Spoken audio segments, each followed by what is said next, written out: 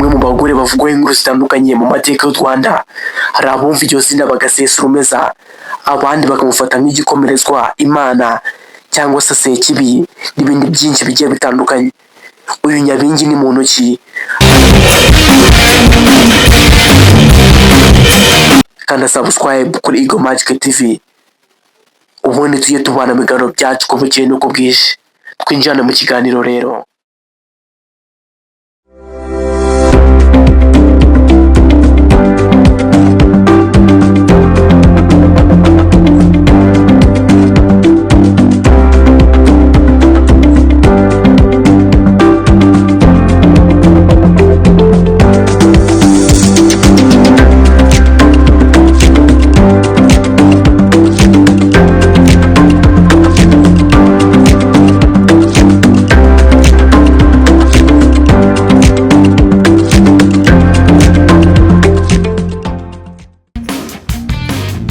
Nyabingi ubundi yari umukobwa w'umwami Ruganzu wa kabiri Ndoli wayoboye u Rwanda mu ntangiriro y'ikinyejana cya 16.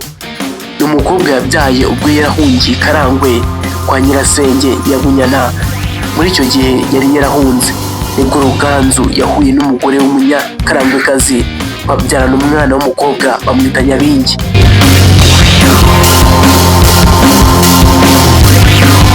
Nubwo Ruganzu yasize umwana n'umugore we i Karagwe, yasize ababwiye kuzajya mu Ndorwa ahari Igicumbi, Nyagatare n'uduce tumwe na tumwe two mu Uganda, ubwo yari afite umugambi wo kwisagarurira ibihugu byo mu Ndorwa no mu Bugara.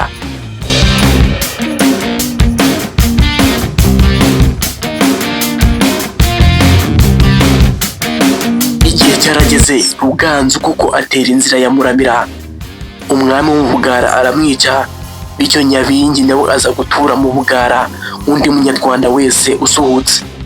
Iminyago yose yafashwe ubwo Ruganzu yateraga i Bugara bayigabiye Nyabingi, abo umwe mu bagore bari batunze cyane mu Bugara. Ikindi Nyabingi yamenyekanyeho aho mu Bugara ni ubuno bwinshi n'ubugwaneza, ku buryo abari bahatuye bahoraga bamuzanira amaturo y'ishimwe, abandi bakaza kumuhakwaho. Ubukungu yari afite bwatumye abagabo bose bamutinya, ku buryo yarinze apfa nta mugabo ashatse.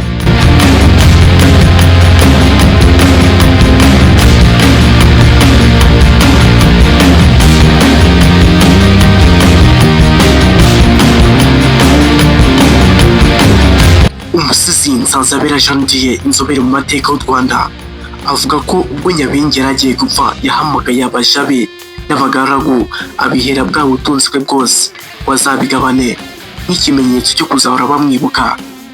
Bamushyiriraho imigenzo yo kujya bamuterekera. Baje no kwishyira hamwe biyita abagirwa, n'abantu bagizwe na Nyabingi bagatunganirwa. Uwo muco wo guterekera Nyabingi wahereye aho ukwira mu Banyarwanda bose, aho wabagiriye neza na nyuma yo gupfa bahoraga bamwibuka. Ibyo rero byareye kuri Nyabingi ufite amateka atangaje, utinywa na bose. Nitwa Nonshi Cedric, tuzahora ubutaha.